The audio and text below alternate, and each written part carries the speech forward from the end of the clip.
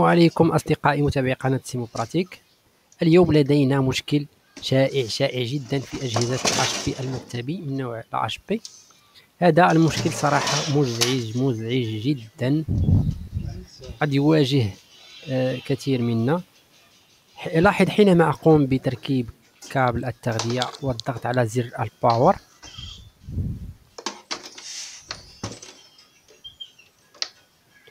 بعد بضعة ثواني ألاحظ رسالة صوتية عبارة عن بيب مع وجود إشارة أخرى لمبة حمراء على شكل سينيال. المزعج في الأمر أنه قد تقوم بتبديل الرام ونعم النتوايات. قد تعتقد أن المشكل في الرام وتبدأ في عمل النتواياج وإعادة تركيب البروسيسور، لكن المشكل يبقى بيب كما تلاحظون، تيت تيت تيت، مزعج تماما، تبقى نفس الإشارة المزعجة.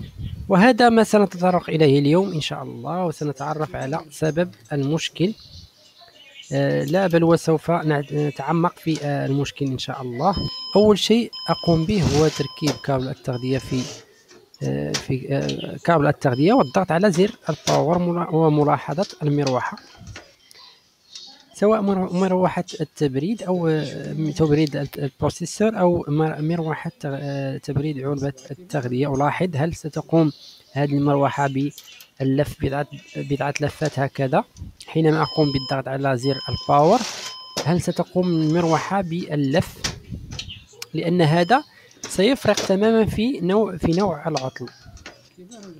في هذه الحالة عندنا كل المروحات لا تلف أبدا بعد الضغط على زر الباور، وهذا هو العطل العنيد والذي سوف نحله إن شاء الله، وسنتعرف عليه بشكل مفصل إن شاء الله.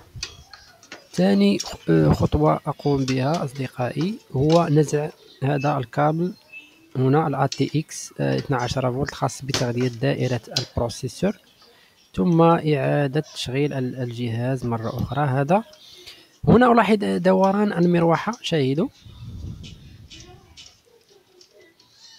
هنا بدأنا نحصر المشكل أصدقائي، بدأنا نحصر المشكل بعد أن تم التأكد إذن أن المشكل في دائرة البروسيسور. دعنا نلقي نظرة على بعض المكونات في هذه الدائرة. هناك بعض المكثفات السيراميكية الصغيرة وبروسيسور ومكثفات وبعض المصفطات. هنا أقوم أولا بسحب البروسيسور، هذا سيساعد في تحديد مكان الشورت بالضبط. ثم ألاحظ هذه الأسنان،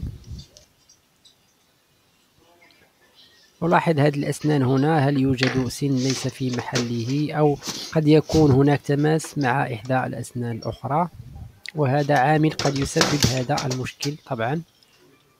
إذن كما تلاحظون هنا كل أسنان هنا متراصة بشكل جيد في مكانها. أمر إلى خطوة أخرى وألاحظ هل هناك سخونة على المعالج. إذن لا توجد سخونة أبدا في المعالج، مما يؤكد لنا أن المشكل عبارة عن شورت في دائرة المعالج. إذن دعنا نتعرف أكثر على دائرة المعالج ولماذا يحدث هذا المشكل وكيف يمكن معالجته بكل بساطة.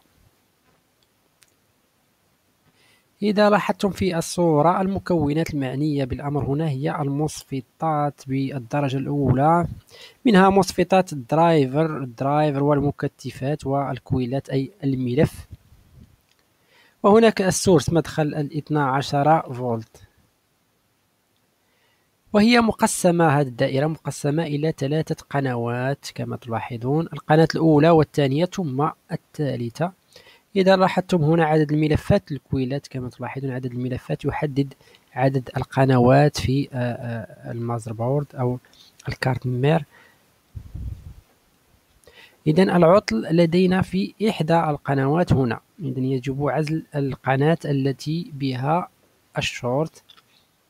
إذن هنا قد نقوم بحصر، بدأنا نحصر المشكل كما تلاحظون، بدأنا نحصر المشكل شيئا فشيئا. إذن بعدما عرفنا أن المشكل شورت أو كور سيركوي أو دائرة قصيرة في إحدى القنوات الثلاث، ماذا سنفعل؟ سنبحث عن هذا الشورت. تابعوا معي، هذه هي المصفطات. سأقوم بالقياس في المكثفات التي بجانب هذه المصفطات مباشرة. أضع الملتيمتر في وضع الجرس. لاحظوا هناك شورت في هذا المكثف في القناة الأولى، ثم يمتد هذا الشورت طبعا للقناة الثانية. هذا يعني أن القصر في إحدى المصفطات. إذا بعد تحديد المصفط المعطوب سوف أقوم بتبديله. في الحقيقة أنا لا أحتوي أو ليس عندي نفس هذا المصفط أو نفس هذا المصفط بنفس الشكل تماما أو بنفس الحجم. لهذا سأعتمد على كارت مير خاصة باللابتوب، وسوف أقوم بنزع مصفط من دائرة البروسيسور ثم تعويضه بهذا المصفط. هو مختلف من حيث الشكل لكن لديه نفس العمل طبعا، ولديه مميزات أخرى رغم صغر حجمه. هذا المصفط الخاص باللابتوب يكون صغير لكن مميزاته كثيرة. من إحدى المميزات أنه لا يتأثر أو أن درجة حرارته غير مرتفعة، لا ترتفع كثيرا مثل المصفط الآخر الخاص بهذا. درجة حرارته تبقى مستقرة، لا ترتفع من بين إحدى الإيجابيات فيه. لهذا هو أقل ضرر، أقل لا يتعرض للتلف مثل المصفط الآخر، بمعنى أن درجة حرارته أقل. إذن سأقوم بعد ذلك بنزع المصفط المعطوب من البوردة. طبعا يحتاج لحرارة أكثر من أجل نزعه. من الأحسن نزع كل المصفطات الموجودة في هذه القناة بالضبط ثم قياسها. كما تلاحظون الآن سوف أقوم بالقياس على وضع الجرس لتحديد المصفط المعطوب. لاحظ هذا المصفط هنا فهو سليم، والثاني مباشرة لاحظ الثاني فهو شورت. إذا هذا المصفط هو المشتبه به طبعا حصل متلبسا. كما تلاحظون هنا الأطراف جميعها شورت، فهو مشكل كور سيركوي واضح.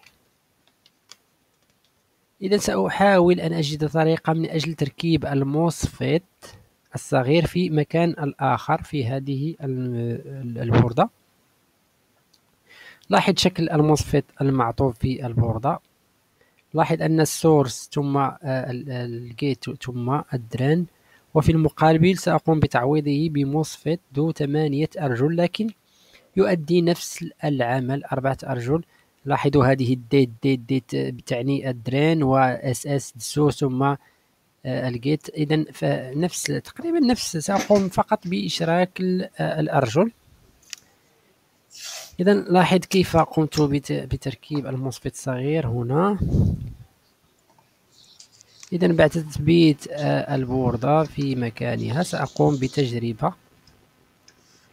إذا نلاحظ هنا أن اللمبة سليمة والمروحة كذلك فهي جيدة. ثم الداتا، إذا الداتا فهي سليمة، إذا الداتا كذلك سليمة.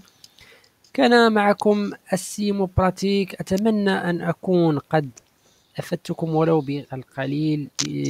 بقليل من المعلومات. إذا وجدت لديك استفسار حول عطل معين يمكنك وضع الاستفسار في التعليقات، وإن شاء الله سأقوم بالإجابة على المشكل. إذا استفدت من المشكل لا تنسى الاشتراك ووضع اللايك. والسلام عليكم ورحمة الله وبركاته.